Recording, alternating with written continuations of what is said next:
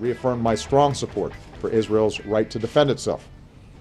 No nation should accept rockets being fired into its borders or terrorists tunneling into its territory. In fact, while I was having the conversation with Prime Minister Netanyahu, sirens went off in Tel Aviv.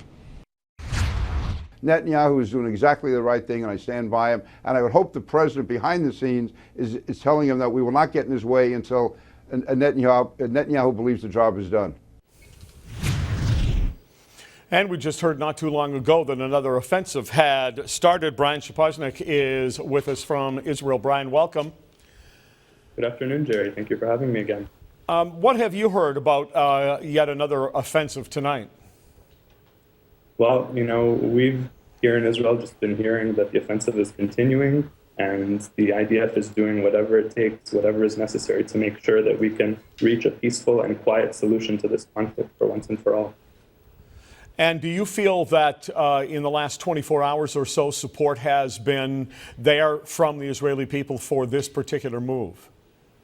Absolutely. You know what? I have to say, what Prime Minister Netanyahu has done in terms of trying over and over again to achieve a ceasefire with Hamas was not easy politically for him. There was great pressure within the Israeli public to do something to change the status quo, where for a year or a year and a half, we have quiet, and then things heat up again, and we have a few days, a couple weeks perhaps, of a war, an operation in Gaza, and then things quiet down, and then the same thing happens again.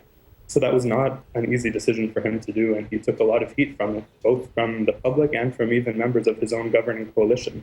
But he proved that Israel really is interested in having quiet, having peace, as long as Hamas will respect that as well. If not, though, the IDF is going to do what it takes in order to achieve that on our own. Well, yet I've seen editorials this morning saying, what does Israel think it's going to accomplish? You're going to go across the border, people are going to die, you shut some tunnels down, you come home, it quiets down, and here we go again, it starts up all over again. That's a very sort of defeatist and cynical view, and yet you can see where it comes from. Absolutely. Look, this is a tragic situation. It's unfortunate, and it's been going on for so many decades that there were a magical answer to it. I'm sure we would have come to it already at this point. There are a lot of smart people working behind the scenes trying to get that done. But meanwhile, life has to go on. And I'm sitting here in Tel Aviv. Just half an hour ago, we had to run to the bomb shelters because Hamas knows that right now it's Friday night. That's the start of the Jewish Sabbath. So that's their goal, to terrorize and harm Israelis in the worst way possible. They know that we're all gathering with our families and sitting down for a family dinner, and that's exactly the time that they hit. But that said, here in Tel Aviv, I hate to say it, but I've been fairly lucky enough to only have a few sirens every day, and then life goes back to normal. But for the residents of the south, closer to the Gaza Strip, this has been a daily occurrence for them for decades, not even years.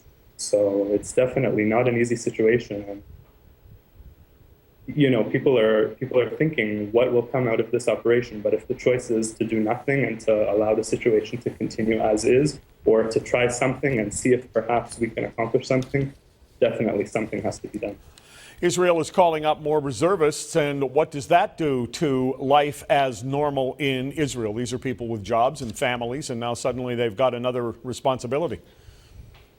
Absolutely. Like I said, tonight families are gathering to have their Friday night dinner, and there are tens of thousands of empty seats. There are mothers and fathers, brothers and sisters, and children who are worried and missing their fathers, brothers, sons, just hoping that they're okay and that they'll be back as soon as possible. In fact, today, unfortunately, a 20-year-old soldier, Eitan Barak, was the first soldier to be killed so far in this ground invasion. And actually, he's from Herzliya, which is the city where I'm studying, and I have several mutual friends with him. So it's definitely not easy. There's definitely a lot of tension in the atmosphere, and people are really praying and hoping that this will end as quickly as possible.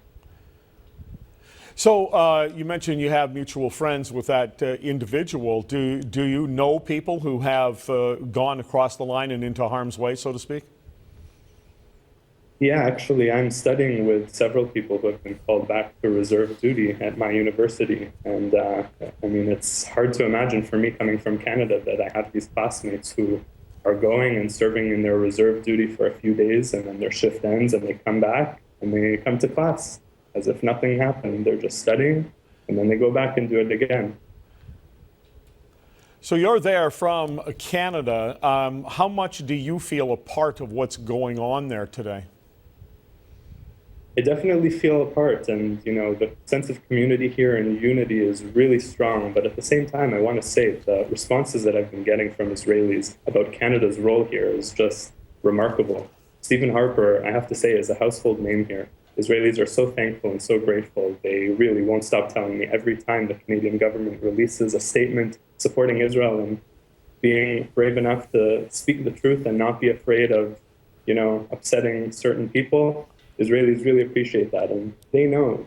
Actually, I have to say, in this operation, there's really been a sense that things are maybe starting to shift a little bit. And Israelis have told me on numerous occasions they believe that Canada has played a role as a leader in the international community in bringing about that shift. We really feel here in Israel that the international community is finally starting to understand that this fight against Hamas is not only Israel's fight. Hamas is allied with all kinds of other radical Islamist jihadist organizations that don't only target Israel. I've been lucky enough to learn a lot about this during my time here. I've learned a lot about the history of this conflict and radical Islamist ideology in general. And I know that Hamas is deeply rooted with the Muslim Brotherhood, Al-Qaeda, and while they consider Israel the near enemy in their fight, America, Canada, the whole Western world is their far enemy. Brian, thanks for this. Thanks very much. Thank you. Up top.